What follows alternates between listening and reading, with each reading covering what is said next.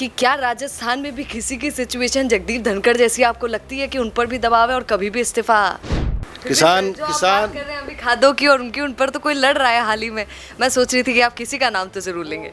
जो लड़ रहे हैं वो सिर्फ एक दिखावा ही लगता है हमें, क्योंकि उन्होंने ये अभी तक नहीं बताया। अभी नकली बीज तो वो पकड़ रहे हैं, नकली खाद तो पकड़ रहे हैं, लेकिन बताएं तो सही भी असली बीज कहाँ मिलेंगे। असली पायलट साहब एक जन नेता है जी, वो सिर्फ राजस्थान में नहीं पूरे। बाकी हनुमान जी और इनके पे मैं टिप्पणी नहीं करना चाहता। वो जब राजस्थान की जनता उनकी राजनीति को समझते हैं। अच्छा सर, नरेश मीणा पर क्या कहेंगे वो भी ज़रा बता दीजिए। अपने आप को लाइमलाइट में रहने के लिए कोई बड़े आदमी का नाम लेकर टारगेट करेंगे तो लोगों में उनकी रील पहुंचेगी, ज़्यादा से ज़्यादा तो हाईलाइट होंगे। थप्पड़ मारने को कोई जस्टिफाई नहीं कर सकता जी। हमारे कानून में भी नहीं है और हमारे समाज में भी नहीं है, ये हमारे संस्कार नहीं है। अच्छा, अभी जैसे सरकार चल रही है उस पर क्या कहना चाहेंगे? सरकार कहाँ चल रही है? सरकार तो हनीमून पीरियड से निकली नहीं रही बार। नमस्कार, मैं हूँ सोनिया शर्मा और आप देख रहे हैं द फैक्ट इंडिया। आपको हम रोज़ कभी ना कभी नए नए नेताजी से मिलवाते रहते हैं, उनकी बातें सुनाते रहते हैं। आज जिनके साथ मैं हूँ कांग्रेस नेता जी, वो किसान नेता के नाम से भी जाने जाते हैं। किसानों के लिए खूब लड़ते हैं भैया, क्योंकि श्री गंगानगर से है ना, इसीलिए। तो मैं बात कर रही हूँ कांग्रेस विधायक रुपिंदर सिंह कुन्नर। सत श्री अकाल सर। सत श्री अकाल जी। सबसे पहले तो आपको और फैक्ट इंडिया के सभी दर्शकों को मेरी तरफ से राम राम जी। राम राम सर।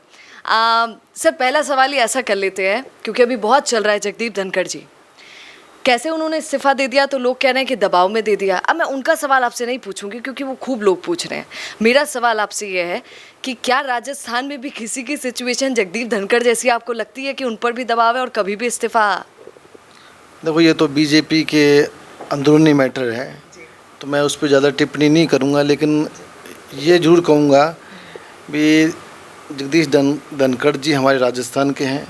तो जिस तरीके से उनका इस्तीफ़ा हुआ, ये लोगों में एक कहीं ना कहीं एक गुस्सा भी है, भी दुख भी है। भी हमारे राजस्थान से वो आते थे, हमारी शान थी। जिस तरीके से उन्होंने इस्तीफ़ा दिया, ये नहीं होना चाहिए था। अच्छा रुपिंदर जी, एक बात बताइए, आपको भी किसानों के नेता से जाने जाते हैं ना, सब बोलते हैं कि किसानों के लिए खूब लड़ते हैं हमारे रुपिंदर जी, पर क्या रुपिंदर जी अपने अलावा किसी और को भी सोचते हैं राजस्थान में? अगर मैं आपसे पूछूं कि किसानों का नेता आप किसको मानेंगे, किसको बताएंगे जो सबसे ज़्यादा किसानों के लिए लड़ता है, तो आप क्या बोलेंगे? देखो, जब चुनाव आता है तो हम सब यही कहते हैं भी हम किसान के बेटे हैं, मैं किसान हूँ, किसान की बेटी हूँ या किसान की बहू हूँ। लेकिन जब सरकार बन जाती है तो सरकारें किसानों से मुंह मोड़ लेती हैं। जैसे मैं बात करूँ, मैं गंगानगर ज़िले से आता हूँ, जो पूरी तरह कृषि पर निर्भर है।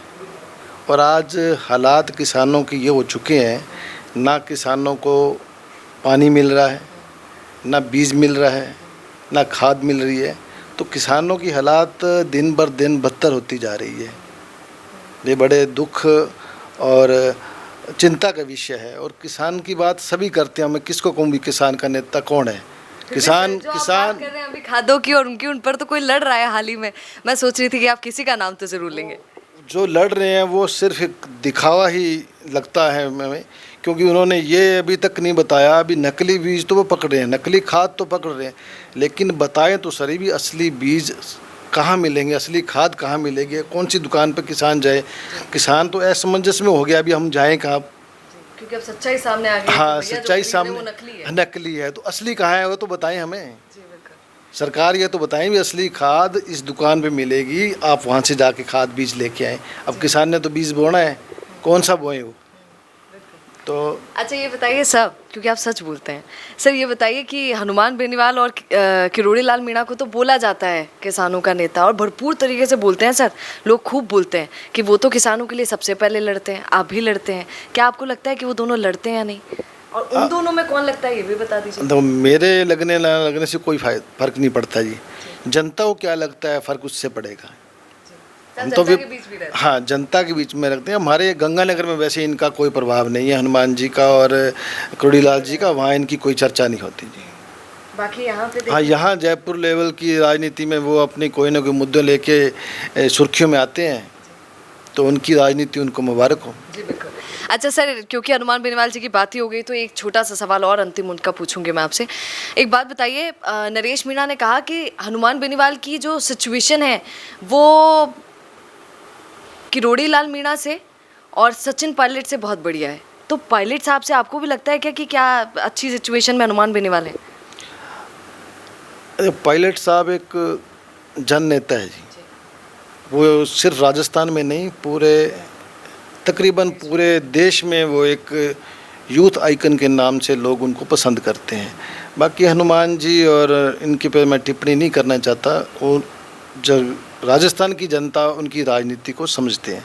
वैसे व्यक्तिगत रूप पे तो मेरे वो बड़े भाई हैं, मेरे से तो यूनिवर्सिटी टाइम से उनसे संबंध रहे हैं, लेकिन राजनीति अलग बात है। राजनीति वो करते हैं जो जैसी वो राजनीति कर रहे हैं, जनता उनको समझ रही है सारी बात को।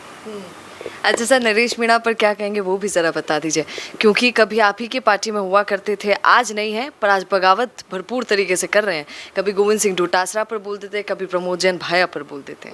हमें अपनी अपनी राजनीति है जी। अपने आप को लाइमलाइट में रहने के लिए कोई बड़े आदमी का नाम लेकर टारगेट करेंगे तो लोगों में उनकी रील पहुंचेगी, ज़्यादा से ज़्यादा तो हाईलाइट होंगे। अपनी राजनीति चमकाने के लिए इस तरीके की बयानबाजी दे रहे हैं सारे। सर आप तो कह रहे हैं कि अपनी राजनीति चमकाने के लिए कर रहे हैं, पर सुनिए ना, मैं कितने लोगों से बातचीत कर चुकी हूँ और आपने तो देखा है द फैक्ट इंडिया न्यूज़ पे कि जब भी हम सर हाफ हो गए हैं कांग्रेस में, हाफ लोग ऐसे हैं कांग्रेस में जो नरेश मीणा के सपोर्ट में हैं, उनको दया आ रही है, दुख हो रहा है कि मैम कितना गलत हुआ नरेश जी के साथ, हम तो चाह रहे हैं कि आ जाएं हमारी कांग्रेस में वापस। आधे ऐसे हैं जो नहीं चाहते हैं, वो कह रहे हैं कि नहीं, बगावत करके उसी दिन गलती की। अशोक गहलोत जी ने तो कहा मीडिया के सामने कि कितना गलत काम किया थप्पड़ मारकर। तो आप किन में से आते हैं, जो उनका सपोर्ट करते हैं वो, या फिर वो जो मानते हैं कि हाँ नहीं नरेश मीणा जी जिनकी जैसी सिचुएशन है ठीक है भैया? थप्पड़ मारने को कोई जस्टिफाई नहीं कर सकता जी।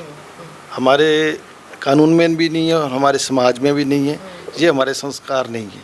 किसी भी अधिकारी या किसी को भी थप्पड़ मारना ये हमारे संस्कार नहीं है, ना हमारा ये अधिकार है। वो तो गलत काम किया। टिकट कटना ना कटना वो तो पार्टी का निर्णय है।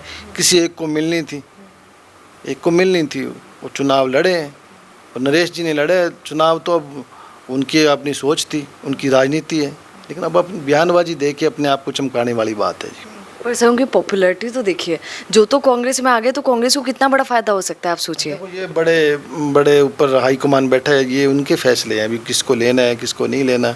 ऐसे तो हर आदमी विरोध करके खड़ा हो जाएगा, आज तो हर आदमी विरोध करके खड़ा हो जाएगा, लेकिन अनुशासन के नाम की भी वो चीज़ है पार्टी के अंदर। एक बड़ी पार्टी है हमारी, राष्ट्रीय लेवल की पार्टी, सबसे पुरानी पार्टी है, तो बगावत भी तो ठीक नहीं है। अपनी बात रखने का अधिकार सबको है, लेकिन इस तरीके से आके चुनाव लड़ना और फिर इस तरीके के बयानबाजी देना वो उनकी राजनीति है। अच्छा एक बात बताइए सर, छात्र संघ चुनाव का मुद्दा राजस्थान में सबसे हाईलाइट है इस वक्त, है ना? अब कल क्या देखा मैं आपको बताती हूँ। कल जिनकी सरकार में, मतलब गहलोत सरकार में, जिन्होंने खुद छात्र संघ चुनाव बंद किया, छात्र उन्हीं के घर पर जाकर बैठ गए कि सर हमारा छात्र संघ चुनाव बहाली करवा दो। कितनी अजीब बात है। नहीं, बिल्कुल छात्र संघ चुनाव होने चाहिए। नौजवानों को यही एक प्लेटफॉर्म है राजनीति में आने का। लेकिन इस सरकार से, कल मुझे भी छात्र मिले थे, लेकिन इस सरकार से तो मुझे उम्मीद नहीं है अभी छात्र संघ ये चुनाव कराएगी। वैसे गहलोत सरकार जी ने भी तो बंद कर दिया। सरकार ने 2019-20 में चुनाव, लास्ट चुनाव हुए थे, तब ये रह गए थे, तो तब भी जो हमारे गलत हुआ है मानता हूँ। नौजवानों को राजनीति में कौन सा प्लेटफॉर्म आने के लिए सबसे पहले तो छात्र संघ चुनाव ही होते हैं। तो मेरा तो आपके चैनल के माध्यम से सरकार से निवेदन है भी छात्र संघ चुनाव कराए, और जो चुनाव दूसरे भी हैं, नगर पालिकाओं के हैं, पंचायती राज के, ये सरकार वो चुनाव भी नहीं करवा पा रही समय पर। तो मुझे कहीं ना कहीं ये शंका है भी ये सरकार छात्र संघ चुनाव नहीं करवाएगी। अच्छा, अभी जैसे सरकार चल रही है उस पर क्या कहना चाहेंगे? सरकार कहाँ चल रही है? सरकार तो हनीमून पीरियड से निकली नहीं रही बार। कौन सी पीरियड? हनीमून पीरियड से 1.5 साल हो गया है। पिछले 1.5 साल से जो इस प्रदेश के हालात है वो आपके सामने है। चाहे लॉ एंड ऑर्डर की बात ले लो, चाहे किसानों की बात ले लो, चाहे नरेगा की बात ले लो। एक नरेगा बहुत बड़ी योजना है, नरेगा बहुत बड़ी योजना है जो कांग्रेस सरकार की देन थी। आज आप मानोगे नहीं, जो 100 दिन की गारंटी है। आज गांव में हम रहते हैं, गांव के लोगों की पीड़ा हम जानते हैं, उनको 10 दिन की रोजगार भी नहीं आज मिल रहा। तो ये अर्थव्यवस्था जो एक नरेगा पे टिकी हुई है हिंदुस्तान की, वो चरमरा गई है। आने वाले टाइम में महंगाई और बढ़ेगी अगर नरेगा के हालात यही रहे तो। हॉस्पिटलों की बात कर लो, हॉस्पिटलों में डॉक्टर नहीं है, दवाइयाँ नहीं हैं, उप स्वास्थ्य केंद्र खाली पड़े हैं। ऐसे बहुत से मुद्दे हैं जो ज़मीनी स्तर पे अगर आप कभी जाओ गांव के अंदर तो आपको पता लगे सरकार कहाँ काम कर रही है। ऑफ द रिकॉर्ड अगर आप किसी बीजेपी वाले एमएलए का इंटरव्यू लोगे ऑफ द रिकॉर्ड, वो ही बता देगा आपको कि सरकार के नाम की कोई राजस्थान में चीज़ नहीं है। चलिए, ये थे हमारे साथ रुपिंदर जी। आपने सारी बातें सुनी है।